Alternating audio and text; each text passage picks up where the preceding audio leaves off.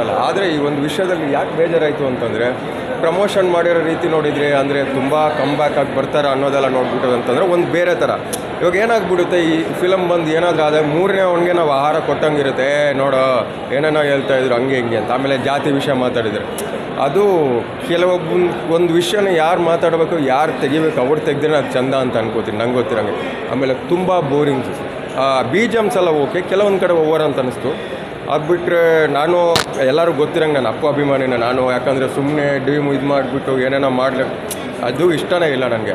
ಹಾಗಂತ ಹೇಳ್ಬಿಟ್ಟು ಕೆಲವು ಎಷ್ಟು ನಾವು ಕನ್ನಡಿಗರಿಗೆ ಥರ ಒಂದು ಮೆಸೇಜ್ ಕೊಡೋದು ಇವಾಗ ಈ ಕನ್ನಡಿಗರಿಗೆ, ಅವ್ರಿಗೆ ಯಾವುದು ಕಿತ್ತೋಗಿರೋದು ಸುಮ್ಮನೆ ಇವ್ರು ಚೆನ್ನಾಗಿದೆ ಅನ್ನೋದು ಅದು ತಪ್ಪಾಗ್ಬೋದು. ಚೆನ್ನಾಗಿರಲಿಲ್ಲ ಅಂದರೆ ಸ್ಟೋರಿ ವೈಸು ತುಂಬ ಸ್ಲೋ ಹೋಗೈತೆ. ಇದು ಎಲ್ಲಿಗೆ ಇದು ಯಾವ ಇಂಡಸ್ಟ್ರಿಗೆ ಹಿಟ್ಟಾಗ್ಬೋದು, ಸೆಟ್ ಆಗ್ಬೋದು ಅಂತಂದರೆ ತಮಿಳ್ನಾಡು ಅವು ಅಂಥ ಒಂದು ಇಂಡಸ್ಟ್ರಿಗೆ ಹಿಟ್ಟಾಗ್ಬೋದು. ಯಾಕಂದರೆ ಆರಾಮಾಗಿ ಕೂತ್ಕೊಂಡು ನೋಡ್ತಾರೆ ಅನ್ನೋದು ಬಿಟ್ಟರೆ ಇಲ್ಲಿದ್ದ ನೇಟಿವಿಟಿಗೆ ನಮ್ಗೆ ಇಷ್ಟ ಆಗಿಲ್ಲ ಅಷ್ಟೇ. ಆದರೆ ಇದು ಇದರಲ್ಲಿ ಏನೋ ಒಂದು ಹೊಸತನ ಇದೆಯಲ್ಲ, ಅದು ಏನಕ್ಕೆ ಇಷ್ಟ ಆಗಲ್ಲ ಅಂತ ಹೌದಾ? ಇಲ್ಲ ಹೇಳ್ತೀನಿ. ಮಲಯಾಳಂ ಮತ್ತು ತಮಿಳು ಆ ಇಂಡಸ್ಟ್ರಿಲಿ ಬಂದರೆ ಜನ ಒಪ್ಕೊಳ್ತಾರೆ, ನಮ್ಮ ಇಂಡಸ್ಟ್ರಿಲಿ ಬಂದರೆ ಏನಕ್ಕೆ ಒಪ್ಕೊಳ್ತಾರೆ ಯಾಕಂತ ಹೇಳ್ತೀನಿ ಕೇಳಿ. ನೀವು ಒಳ್ಳೆ ಕರೆಕ್ಟ್ ಕ್ವಶನ್ ನೀವು ರೇಸ್ ಮಾಡಿರಿ. ಈ ಕ್ವಶನ್ ಕೇಳಬೇಕಂದ್ರೆ ನಾನು ಅನ್ಕೋತಾ ಇದ್ದೆ ಏನಕ್ಕೆ ಇಷ್ಟ ಆಗಲ್ಲ ನೀವು. ನಾನು ಅದನ್ನೇ ಫಸ್ಟಿಗೆ ಹೇಳಿದೆ, ತಮಿಳಲ್ಲೆಲ್ಲ ಬಂದುಬಿಟ್ಟಿದ್ರೆ ಏನಾಗ್ಬೋದಿತ್ತು ಅಂತ. ಕೆಲವೊಂದು ಸ್ಟೋರಿನ ಇನ್ನು ಚೂಸ್ ಮಾಡಬೇಕು. ಇವಾಗ ಇದೇ ಫಿಲಮ್ನ ನೀವು ಮಲಯಾಳಲ್ಲಿ ತೆಗೆದಿದ್ರೆ ಅಂದರೆ ಯಾರೋ ಹೊಸೊಬ್ಬರನ್ನ ಇಟ್ಕೊಂಡು ಮಾಡ್ತಾ ಇರಲಿಲ್ಲ.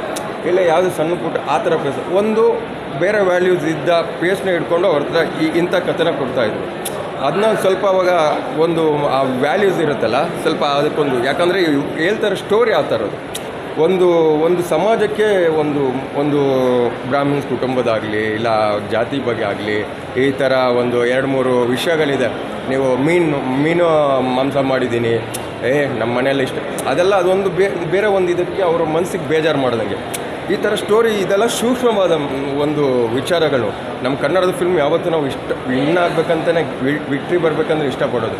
ಆಮೇಲೆ ತುಂಬ ಓವರಾಗಿ ಬರೀ ಫಸ್ಟ್ ಏನಂದರು ಈಗ ಕಮ್ಬ್ಯಾಕ್ ಆಗಿದ ತಕ್ಷಣವೇ ಚಾಕು ಅದು ಇದೆಲ್ಲ ನೋಡಿದಾಗ ಬೇರೆ ಏನೇನಾಯಿತು.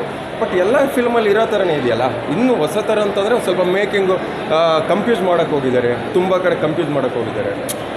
ಎಲ್ಲರೂ ಉಪೇಂದ್ರ ಆಗೋಕ್ಕಾಗುತ್ತಾ ಆ ಥರ ಹೇಳ್ತಾರೆ. ಮತ್ತು ಆ್ಯಕ್ಷನ್ ಬಗ್ಗೆ ಏನಾದ್ರು ಹೇಳ್ತಾರೆ ಅಂದರೆ ಒಂದು ಸ್ವಲ್ಪ, ಯಾಕಂದರೆ ಇವತ್ತು ಜಾಸ್ತಿ ಇದ್ದಿದ್ದು ಲವ್ ಸ್ಟೋರಿ, ಇದು ಫುಲ್ ಆ್ಯಕ್ಷನ್ ಪ್ಯಾಕೇಜ್ ಇದೆ. ಇದು ಅದ್ರ ಬಗ್ಗೆ ಹೇಳ್ತೀನಿ. ಆ್ಯಕ್ಟಿಂಗ್ ಬಗ್ಗೆ ನಾನು ಹೇಳ್ತೀನಿ. ಫಸ್ಟು ಸರ್ಪ್ರೈಸ್ ಆ್ಯಕ್ಟಿಂಗ್ ತುಂಬ ಖುಷಿಯಾಯಿತು. ಸರ್ಪ್ರೈಸ್ ಅಂದರೆ ತುಂಬ ಸರ್ಪ್ರೈಸ್ ಆ್ಯಕ್ಟಿಂಗು. ಆಮೇಲೆ ಲವ್ ಸ್ಟೋರಿ ಮತ್ತು ನೀವು ಇದ್ರ ಬಗ್ಗೆ ಕೇಳ್ತೀರಾ ಅಂತಂದರೆ ಲವ್ ಸ್ಟೋರಿ ಓಕೆ, ಅದು ಒಂದು ಸ್ವಲ್ಪ ಎಷ್ಟು ಬೇಕು ಅದನ್ನ ನೀಟಾಗಿ ತೋರಿಸಿದ್ದಾರೆ, ಎಷ್ಟು ಬೇಕು ಅಷ್ಟೇ ಇಟ್ಕೊಂಡಿದ್ದಾರೆ. ಅದಾದಮೇಲೆ ನನ್ನ ಸ್ಟೋರಿ ಸ್ಕ್ರೀನ್ ಪ್ಲೇ ಕೊಟ್ಟಿರೋ ರೀತಿ ಇದೆಯಲ್ಲ ಅದು ತುಂಬ ಬೋರಿಂಗ್ ಹೊಡಿಸ್ತೈತಿ. ಯಾಕಂದರೆ ಅದು ಸಣ್ಣ ಫಿಲಮು, ಅವರೇ ಹೇಳ್ದಂಗೆ 2 ಅವರ್ ಫಿಲಮ್ನ ಇವ್ರು ಏನು ಮಾಡಿಬಿಟ್ಟಿದ್ದಾರೆ, ಆ 2 ಅವರ್ ಏನಾದರೂ ಫಿಲ್ಮ್ ಮಾಡಬೇಕಲ್ಲ ಅದನ್ನು ಹೇಳಿದ್ದನ್ನೇ ಹೇಳೋ ಥರ ಮತ್ತೆ ಅಲ್ಲೇ ಬರೋ ಥರ. ಅದು ಒಂದು ಸ್ವಲ್ಪ ಜನರಿಗೆ ಏನೋ ಬೇಜಾರಾಯ್ತಾ, 1 ನಿಮಿಷನೂ ಪರವಾಗಿರಲಿಲ್ಲ, ಏನೋ ಮುಗಿಸ್ಬಿಟ್ಟಿರೋದು. ಅದು ಒಂದು ವಿಷಯನ ಸ್ವಲ್ಪ ಡ್ರ್ಯಾಗ್ ಮಾಡಿಲ್ಲ ಅಂತಂದರೆ ಚೆನ್ನಾಗಿತ್ತು ಅಂತ ಅನ್ಕೋತೀನಿ.